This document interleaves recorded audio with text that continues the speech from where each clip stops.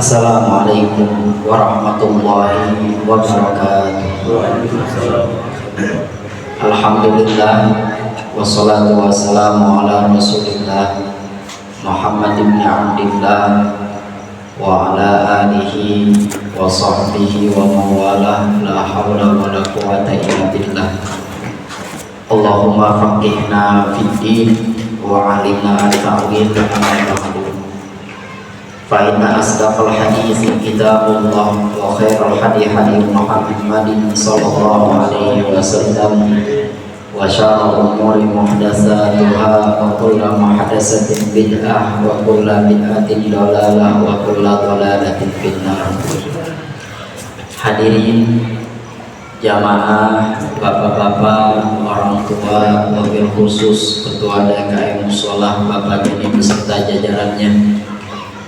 Mudah-mudahan istiqomah kita, langkah kita dari rumah menuju Musola Al-Hidayah ini dicatat sebagai rangkaian ibadah di sisi Allah Subhanahu wa Ta'ala.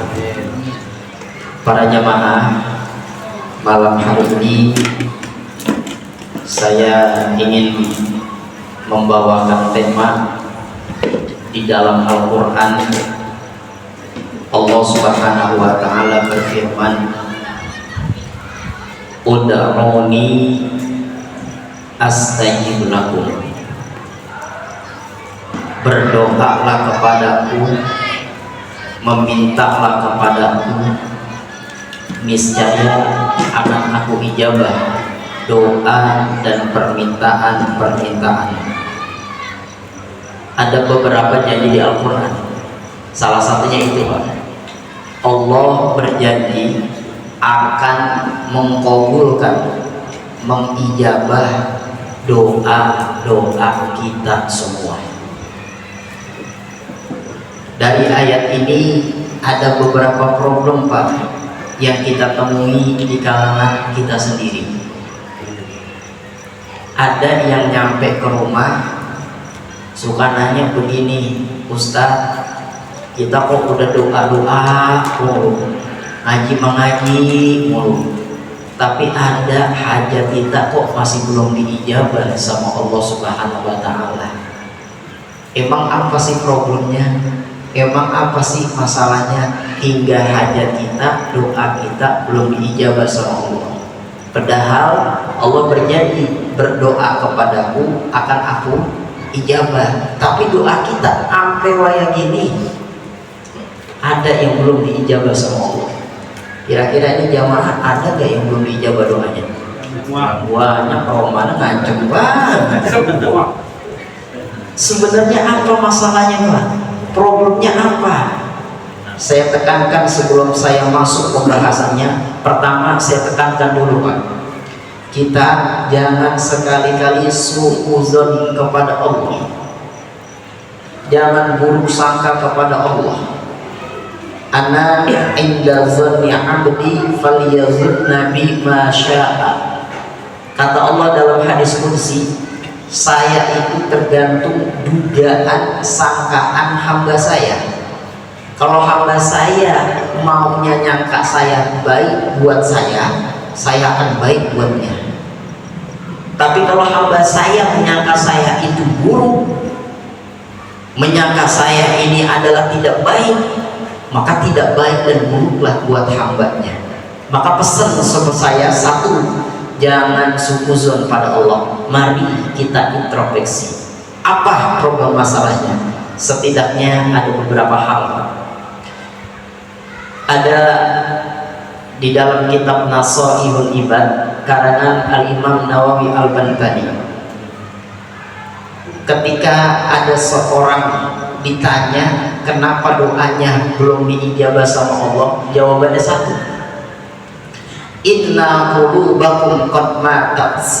Hati kamulah yang mati sehingga doamu tidak diijabah oleh Allah Subhanahu wa Ta'ala. Timbul pertanyaan, apa sih yang nyebabin hati kita mati sehingga doa kita enggak diijabah sama Allah Subhanahu wa Ta'ala? Poin yang pertama Pak, araftumullaha wa lam tu'tuhu haqqah. kita kenal Allah tapi tidak mau melaksanakan hak-hak Allah Subhanahu wa Ta'ala. Ini yang nyebabin hati mati, doa belum diijabah sama Allah. Maksudnya apa? Kita kenal Allah tapi tidak melaksanakan hak-hak Allah, Pak. Allah punya hak, kita punya kewajiban. Kalau hak Allah tidak terpenuhi atas kewajiban kita, bagaimana Allah akan kabul doa-doa kita? Satu, Al-Quran bilang, wa ma khalaqtul jinna wal insa illa liya'budun. Tidak aku jadikan jin dan manusia kecuali untuk menyembahku. Ini emang ayat lagi ngomong ibadah, masalahnya ibadah ini yang kita kadang-kadang tahu padahal, tapi gampang banget lalainya. Tahu padahal ibadah wajib, tapi gampang banget tidak mau mengerjakannya. Disitulah Pak, titik satu poin kita yang nyebabin hati kita, doa kita nggak diijabah oleh Allah Subhanahu wa Ta'ala. Saya lebarin lagi nih Pak, ini ayat. Emang ini ayat secara kagak langsung Allah merintah kita ibadah. Secara kagak langsung Allah nyuruh kita ngaji. Kok begitu Ustaz, larinya ujung-ujungnya ngaji? Bagaimana Pak kita tahu ibadah, rukunnya, syaratnya? Orang kita ngaji aja kadang-kadang paham, kadang-kadang kagak. Bagaimana yang kagak ngaji? Padahal ibadah perintah Allah Subhanahu wa Ta'ala. Sebabnya kita kagak ngaji, kita nggak tahu ibadah bagaimana caranya. Maka yang nyebabin hati kita mati adalah nih, kenal Allah tapi tidak mau melaksanakan hak-hak Allah. Kewajiban kita ya amin apa yang Allah perintah. Hak Allah itulah yang perintah kita untuk ibadah pada Allah Subhanahu wa Ta'ala. Kita itu Pak mesti yang namanya jaga iman kita. Iman terbagi jadi 4. Ada iman naik kagak turun-turun, ada Pak. Ada iman turun kagak naik-naik. Ada iman ntar turun ntar naik, ntar turun ntar naik, ada. Ada iman kagak naik-naik, ada Pak. Ada iman yang kagak naik kagak turun, ada. Mari kita lihat kita model yang bagaimana ini. Pertama, ada iman naik mulu kagak turun-turun, imannya para nabi. Maka boleh jadi nabi sekali doa makbul, cepat, kontan, cash dibayar oleh Allah Subhanahu wa Ta'ala. Kenapa? Naik terus Pak imannya, kagak turun-turun. Maka hajat doa-doanya langsung dikabul oleh Allah Subhanahu wa Ta'ala. Pas, pantes. Kedua, ada iman turun kagak naik-naik Pak. Imannya siapa? Imannya orang fasik, turun dulu kagak naik-naik dia. Ini nih yang khawatir goyang, auzubillah, sampai hilang imannya. Yang ketiga, ada iman kagak naik kagak turun, kagak naik kagak turun dari zaman atu apa wae ini, itu iman begitu aja. Imannya malaikat-malaikat Allah udah begitu aja Pak. Dan yang terakhir, ada iman ntar naik ntar turun, ntar naik ntar turun. Iman siapa? Model kayak kita ini Pak. Ini kan kalau saya pribadi lagi di sini nih sama bapak jamaah, ini rumah-rumahnya lagi pada naik semua nih Pak iman. Ini rumahnya lagi pada naik semua nih iman, lagi pada insaf semua. Ntar Pak di luar sana, ntar turun tapi merosot banyak banget. Nah itu penyebabnya apa bisa merosot nyampe menurun banget? Iman naik sebab taat, iman turun sebab maksiat.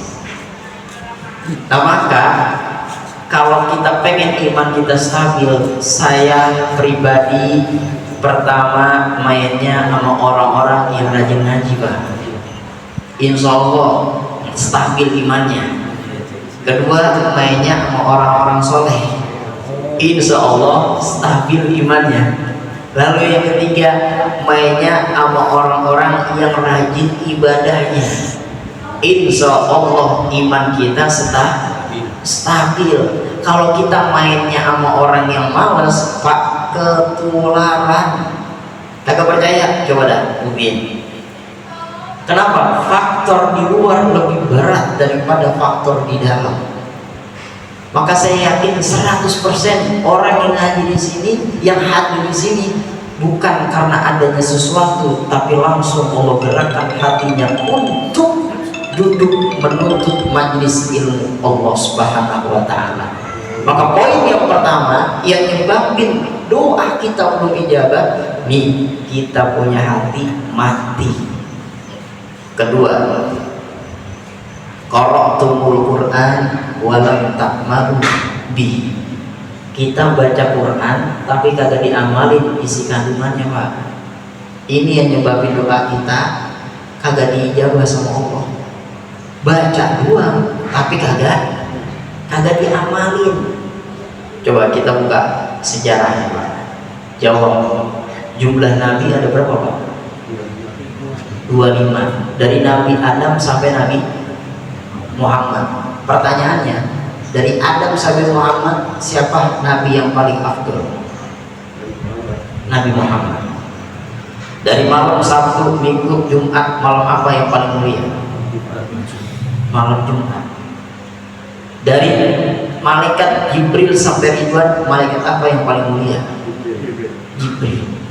Dari malam ada malam Lailatul Qadar, ada malam lain-lainnya, malam apa yang paling mulia? Penyebabnya satu, Pak, Al-Quran. Nabi Muhammad nabi paling mulia karena beliau membawa kitab suci Al-Quran.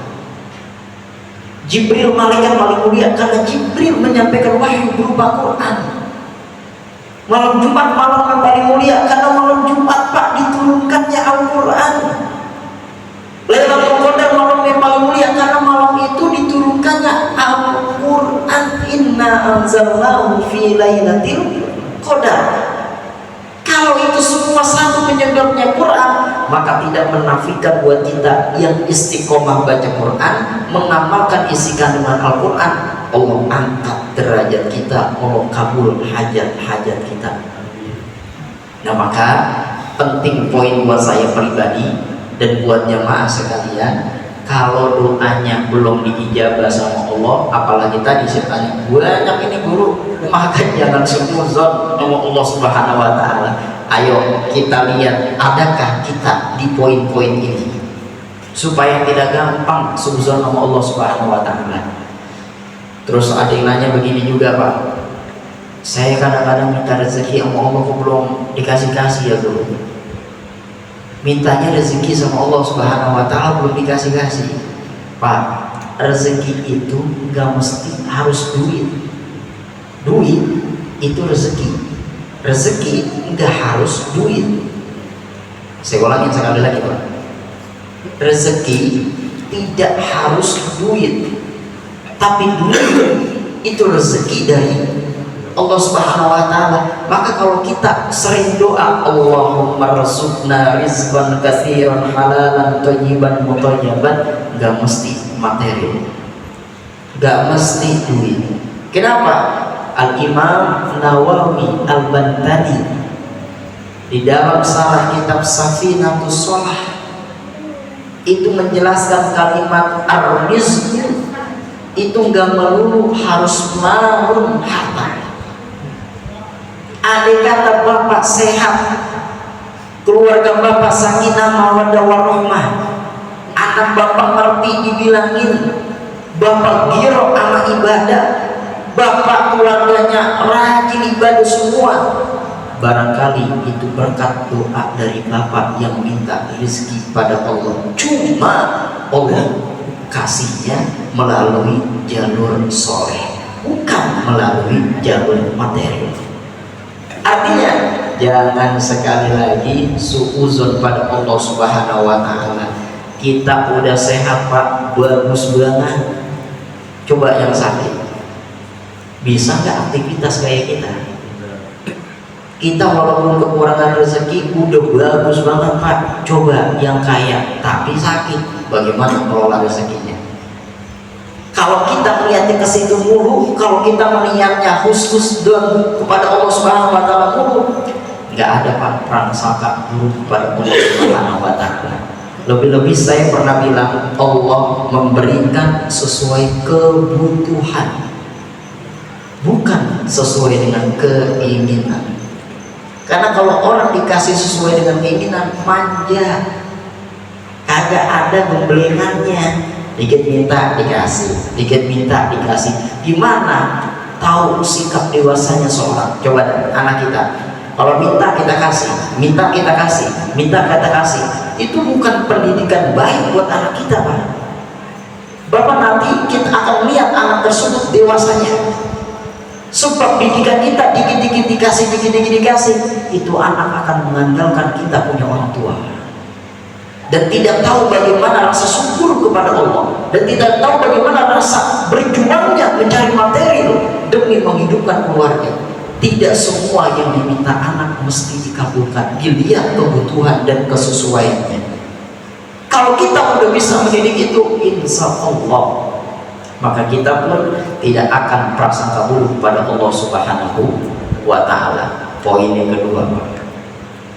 Poin yang ketiga, yang nyebabin doa-doa kita itu sampai saat ini kenapa belum diijabah oleh Allah Subhanahu wa Ta'ala? Idda'aitum annakum min ummati Muhammadin wa lam ta'malu bi sunnatihi.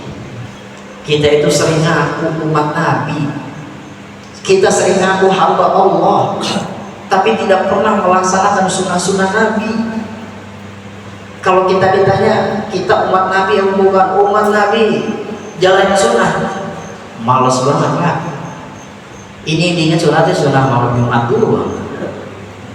Sunnah malam Jumat doang ini ingat, yang lain lupa. Itu masih mending Pak, masih ingat satu. Artinya sunnah-sunnah Nabi itu banyak, nggak mesti malam Jumat. Apa salah satunya? Dari segi ibadah qobliyah, ba'diyah.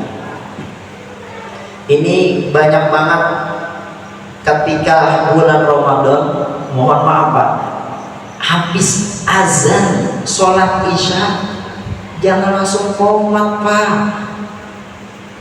qobliyah dulu 2 rakaat baru sholat isya. Entar habis sholat isya jangan langsung tarik Bilal suruh sholat tarawih, ba'diyah dulu. Sekarang kalau main hitung-hitungan Pak, qobliyah ba'diyah pahalanya lebih besar daripada sholat tarawih. Oh kalau gitu guru kita sholat ba'diyah qobliyah juga. Enggak kayak gitu juga, tarawih juga sholat, tapi jangan ditinggalin ba'diyahnya. Ini kebanyakan kita mau ngarep cepet, habis sholat isya langsung tarik Bilal suruh sholat tarawih, langsung sholat tarawih, ba'diyahnya ditinggalin. Padahal ukuran pahala di dalam hadis Nabi, orang yang istiqomah menjalankan qobliyah ba'diyah itu dibukakan 8 pintu surga oleh Allah Subhanahu wa Ta'ala. Dan tidak ada dalil istiqomah sholat tarawih dibukakan 8 pintu surga. Saya ngomong begini bukan berarti ya kalau begitu jangan pakai sholat tarawih dulu, ba'diyah aja udah istiqomahin. Terus ba'diyah qobliyah sama sholat tarawih, sunnah lebih banyak Pak. Nah barangkali dari sini lah Pak, kita bisa mempotret diri kita. Oh ini penyebabnya, hajat kita, doa kita belum diijabah oleh Allah Subhanahu wa Ta'ala. Sunnah Nabi jarang dilaksanain. Ingat, ngaku gampang, diakui itu yang sulit Pak. Kalau Allah sampai bilang kepada Nabi Muhammad, subhanallazi asra bi 'abdihi, maha suci Allah yang memperjalankan hambanya. Allah yang ngaku Nabi Muhammad sebagai hambanya. Kalau Allah yang ngaku, pantas Nabi Muhammad ngaku, ana Abdullah, ana Rasulullah, saya hamba Allah, saya utusan Allah. Diakui langsung sama Allah. Nah kalau model kita, ini termasuk saya, diakuin kagak sama Nabi Sallallahu Alaihi Wasallam. Kita kan ngaku doang ini, murah aja Pak. Kenal kagak Pak sama presiden?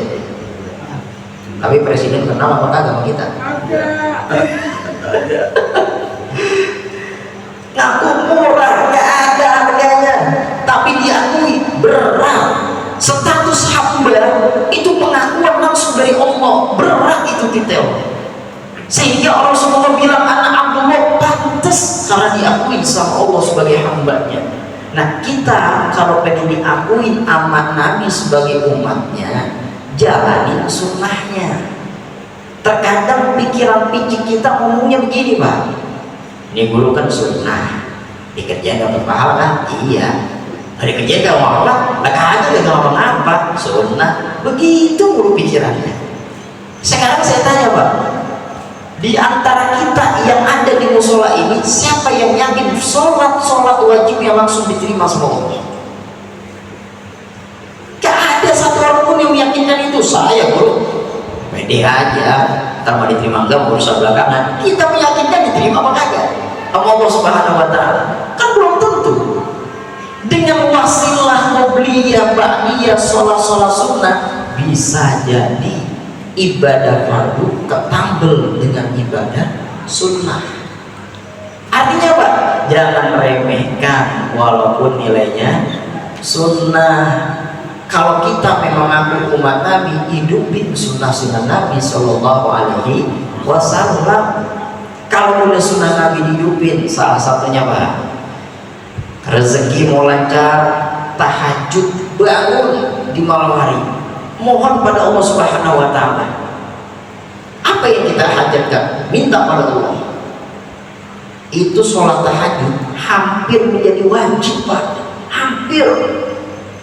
Tapi menjadi wajib hanya di sisi Nabi Sallallahu Alaihi Wasallam. Andai kata itu Nabi istiqomah terus, itu hampir menjadi wajib, itu yang namanya tahajud. Sampai Allah tegaskan di dalam Al-Quran, wa minal laili fatahajjat bihi nafilatan lak. Di malam hari lah sebagai nilai nafilah tambahan buatmu. Tahajud, fatahajjat bihi, bertahajudlah pada Allah Subhanahu Wa Taala.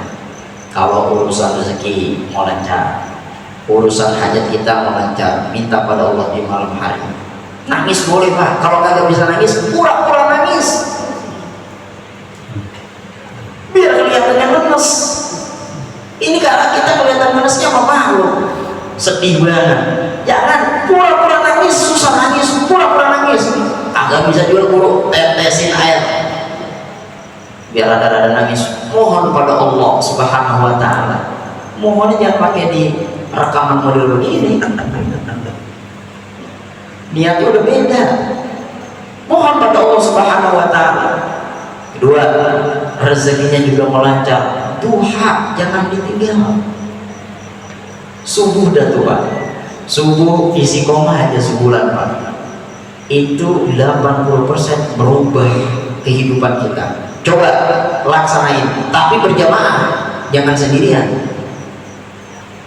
Mulai malam ini, besok pagi ini, subuh terus, nggak usah lama-lama. Coba sebulan. Bapak ada hajat apa, kita punya hajat apa, praktekkan. Allah kasih jalannya nanti. Tapi syaratnya satu, subuhnya jamaah. Ngopi ini boleh guru? Boleh, itu jamaah. Apalagi kalau datang ke sholat, ke masjid. Jamaah guru, nah itu cobaannya. Karena disitulah peluang iman kita dicoba oleh Allah Subhanahu Wa Taala. Kuat, kita akan mendapatkan ganjaran yang luar biasa. Terus duha, terus apa lagi? Qobliyah subuh, rakaatul fajri khairun minad dunya wa ma fiha. 2 rakaat sholat fajar lebih baik daripada dunia beserta isi-isinya.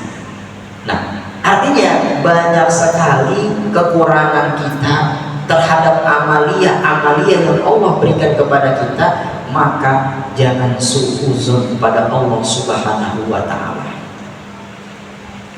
Keempat, yang nyebabin hati kita mati, doa kita nggak diijabah oleh Allah Subhanahu Wa Taala. Akaltum ni'mata rabbikum wa lam tashkurulah.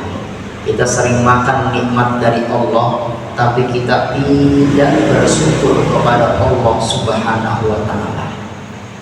Coba Pak, kita renungkan, nikmat Allah banyak apa kagak? Banyakan mana syukur kita, amal kita kepada Allah, sama ngeluh kita kepada Allah? Banyakan ngeluh Pak, termasuk saya banyakan ngeluh ini.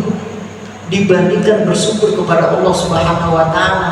Padahal nikmat Allah kalau dihitung itu inna ni'matallahi la tuhsuha, gak bisa dihitung saking banyaknya nikmat Allah Subhanahu wa taala. Apa salah satunya nikmat yang paling besar? Iman. Harga mati, Pak.